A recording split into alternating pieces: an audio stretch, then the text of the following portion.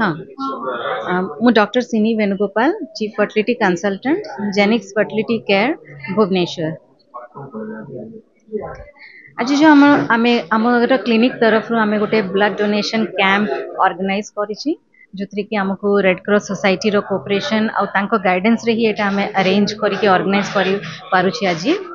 And definitely आम समस्ते जानछि कि गोटे ब्लड डोनेशन गोटे बहुत नोबल गोटे कॉज, एटा गोटे बहुत नोबल कार्य। तो ये ब्लड डोनेशन माध्यम रे बहुत लोकंकर बेनिफिट से माने पाई परिबे। मल्टीपल कारण पाई बहुत लोकन को दरकार पड़छि रेगुलरली हॉस्पिटल्स को, ब्लड बैंक्स को सब ए रक्तर डेली रिक्वायरमेंट रोची। तो ये रिक्वायरमेंट फुलफिल हवा पाई आम समस्त को ब्लड डोनेशन भलिया एक्टिविटीज रे आमको ऑर्गेनाइज करिवार अछि। वॉलंटियर्स भी सामना को आसिक ब्लड डोनेट करिवार अछि।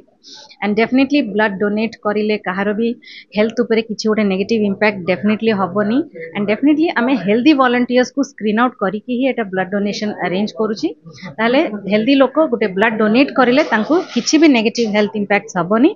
रादर एटा तांकर हेल्थ पे एटा भलो काम एंड एटा गोटे नोबल काम जोथि पई तांको बहुत आशीर्वाद मिलियो। आउ मु थैंकफुल, मु बहुत धन्यवाद जनाऊँगी जे भी वॉलंटियर्स आम क्लिनिक रे कि बाहर भी बहुत गुड़ाए अदर वॉलंटियर्स भी निजे तांको भलो इंटेंशंस नहीं कि गोटे ब्लड डोनेशन पे आछंती आगो को ए नोबल कॉज पे समस्त को मु धन्यवाद जनाऊँगी। आ मु होप करछि कि ए भलिया सोशल एक्टिविटीज रे आम क्लिनिक आहुरी भी फ्यूचर रे इन्वॉल्व हो, जेमते blood donation and other awareness activities रे सब आम इन्वॉल्व हवा को डेफिनेटली हमर इंटेंशंस रहउछि।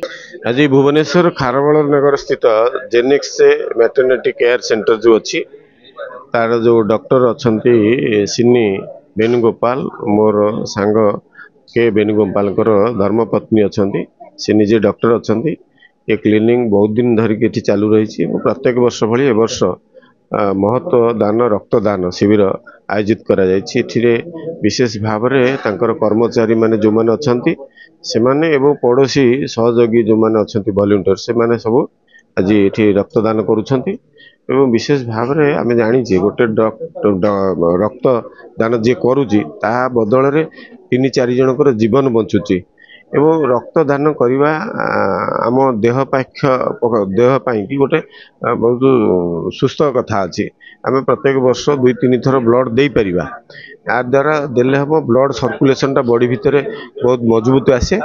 ता सहित ये ब्लड देलार 24 घंटा भितर पुणी पुनर्बार से आम रक्त पुनः जेनेट हो जाए। तेणु आम से प्रक्रिया को ये भाव में ब्लड देकी प्रैक्टिस करवा मु भावुची आम कौन शरीर माने एमती रोग आमको आसबना जोटा कि एमती ब्लड प्रेशर कथा हो बा डायबिटिक कथा हो अन्य माने विशेष भाव में स्किन डिजीज हो एगुड़ा सब हम ना जहाँ आम जानीचे।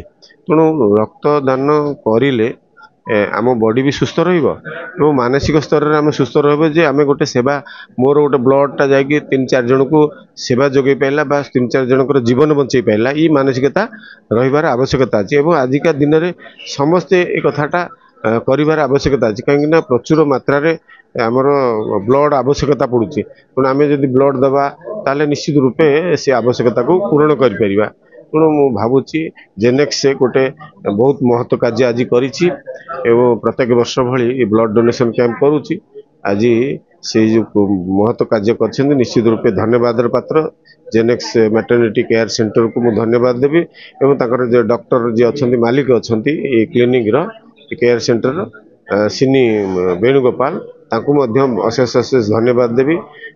महाप्रभु निकट में मोर प्रार्थना रहिबो उत्तरोत्तर कामना करुच्ची जेनेक्स केयर सेंटर।